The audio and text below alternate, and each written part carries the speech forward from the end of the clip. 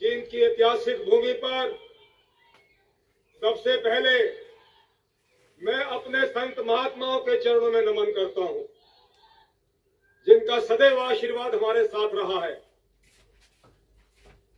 मेरे हजारों की संख्या में पहुंचे मेरे डीएससी समाज के लोगों, आपके चरणों में नमन। माताओं, बहनों, मेरे बुजुर्गों, नौजवान साथियों, मैं नमन करता हूं मंच पे विराजमान मेरे डीएससी समाज के योद्धा, उनके साथ बैठे हमारे सरकार के मंत्री, उनको नमन करता हूं। आकाश में एक पुंज की तरह विराजमान देदीप्यमान सितारे, चमकते सूर्य, हजारों सूर्यों की तरह देदीप्यमान आज आपके बीच बहुत ही महबूब, मिलनसार, लगनशील और आपके हकों की रक्षा करने वाले हमारे बहुत ही क्रांति के योद्धा और हसमुख प्रवृत्ति के क्रोधा हमारे बहुत ही अजीज मुख्यमंत्री श्री नायब सिंह सैनी आपके बीच में एक बार तालियों के साथ स्वागत कर दें।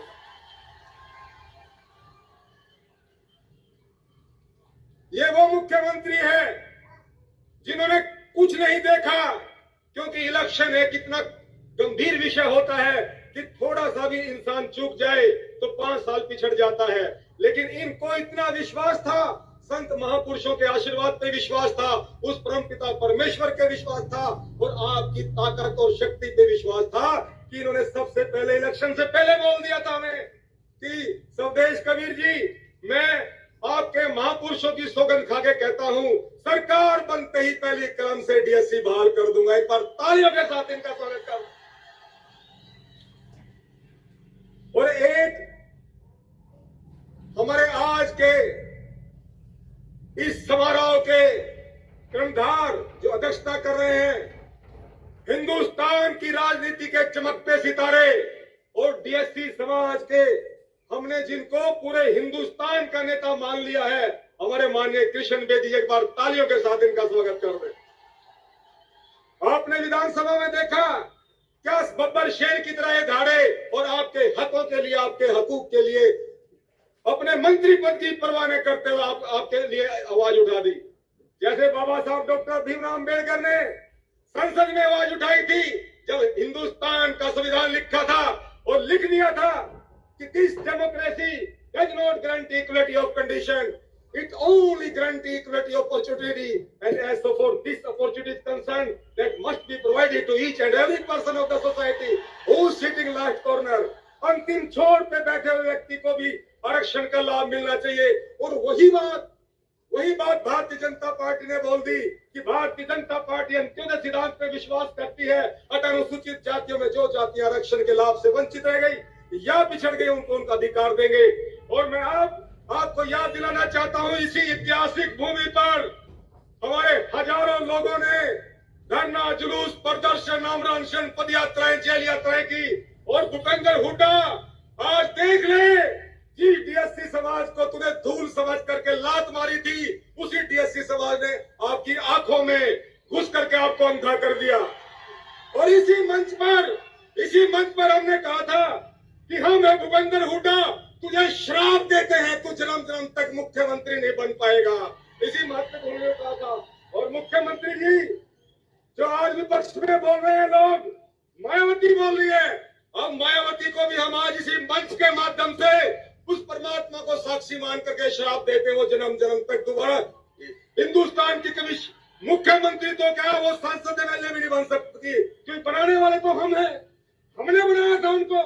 आज मेरे डीएससी समाज के लोगों, मैं आपसे कहना चाहता हूं, नायब सिंह सैनी जी वो हीरे हैं जिनकी चमक दूर दूर तक जाएगी। और माननीय प्रधानमंत्री नरेंद्र मोदी जी जो एक ऐसे संत महात्मा के रूप में आपको प्रधानमंत्री मिले हैं, आज पूरा देश, पूरा विदेश उनकी तरफ देख रहा है।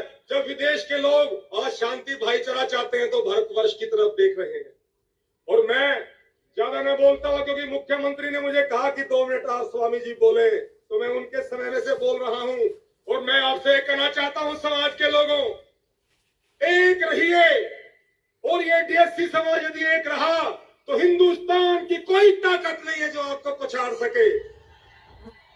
और आज इसी मंच के माध्यम से ऐलान करते हैं मुख्यमंत्री जी, आज से हम भारतीय भारतीय जनता पार्टी के हो गए, और जब तक प्राण रहेंगे शरीर में भारतीय जनता पार्टी के रहेंगे, और ये पूरा डीएससी समाज भारतीय जनता पार्टी का रहेगा।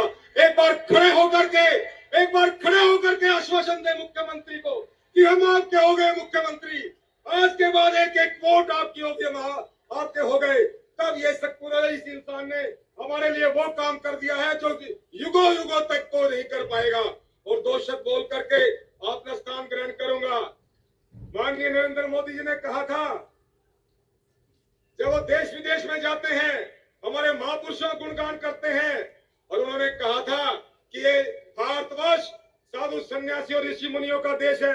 हजारों तपस्या साधु सन्यासी मुनियों ने की है। आज अगर हिंदुस्तान अगर का नाम है तो हमारे साधु महात्माओं के नाम से ही है। और एक बात किसी शायर ने लिखा था, मिडा साहब भी बहुत शेरी शायरी कर रहे थे। मिडा साहब, किसी शायर ने लिखा था कि हालात के कदमों पे कभी कलंदर नहीं गिरता, हालात के कदमों पे कभी कलंदर नहीं गिरता, और टूटे भी सितारा तो कभी जमीन पर नहीं गिरता। और गिरते हैं बड़े शौक से समंदर में दरिया, लेकिन समंदर कभी जा करके दरिया में नहीं गिरता। आप समंदर हैं, आप समंदर हैं। डीएससी समाज के लोग अपनी ताकत को पहचान लिया, आपने अपनी हिम्मत को, अपने जोश और जुनून को पहचान लिया। आपकी ऐसे ही जय जयकारे हो, हिंदुस्तान के इतिहास में आपका नाम आज से स्वर्णिम अक्षरों में लिखा जाएगा। क्यों? क्योंकि आज आपने सही मायनों में वोट डालने का संकल्प कर लिया, सीख गए हैं आप लोग वोट डालने के लिए। आज आपके सामने आपका एकमात्र नेता है, वो नेता है श्री नायब सिंह सैनी जी। इनके नेतृत्व में एक बार मेरे साथ नारा लगा दो, भारत माता की, भारत माता की। डीएससी समाज जिंदाबाद, डीएससी समाज जिंदाबाद, भाई नायब सिंह सैनी जिंदाबाद। और मैंने पहले ही बोला था, नायब सिंह सैनी जी, आप सैनी नहीं रहे हैं, अब आप वाल्मीकि हो गए, धानक हो गए, खटीक सासी और बाजीगर हो गए, धूम ढिया मिरासी हो गए, सिंगी काट सिगरीगर हो गए। आज से हम आपको उपाधि देते हैं कि हमारा नेता नायब सिंह सैनी, और जिस तरह राम के रूप में हमारा नेता नायब सिंह सैनी और उनके लक्ष्मण के रूप में हमारे कृष्ण बेदी जी उनके पास बैठे हैं। और एक बात मैं अवश्य कहूंगा, माननीय मुख्यमंत्री जी, ये डीएससी समाज 35 लाख की संख्या में है। ये हमारे कृष्ण बेदी जी जो बैठे हैं ना, इनको थोड़ी शक्ति और दे दो। आपके पास बहुत सारा डिपार्टमेंट है, बहुत सारे डिपार्टमेंट, आपके पास एक डिपार्टमेंट और दे दो,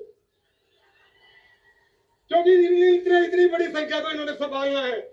और एक मंत्री आपके ऐसे बैठे हैं, माफ करना सभी मंत्रियों का नाम नहीं ले पाता, एक मंत्री ऐसे बैठे हैं श्री अरविंद शर्मा जी, जिन्होंने सबसे पहले लेटर लिखा था प्रधानमंत्री को, मुख्यमंत्री मनोहर लाल खट्टर को, कि ये डीएससी समाज तड़प रहा है, अपने अधिकारों से वंचित है, इनका अधिकार दे दो। इस महात्मा का भी हम मन से बहुत फिर आदर सत्कार करते हैं। मुझे आपने सुना, मुझे समझा, माननीय मुख्यमंत्री जी, निवेदन है आपसे, थोड़ा सा इनको और शक्ति दे दो, इनका भला कर देंगे, इनके सारे काम कर देंगे। आपने मुझे सुना, समझा, आपका बहुत बहुत धन्यवाद। भारत माता की, भारत माता की, नायब सिंह सैनी की, नायब सिंह सैनी की, आपका बहुत बहुत धन्यवाद। धन्यवाद।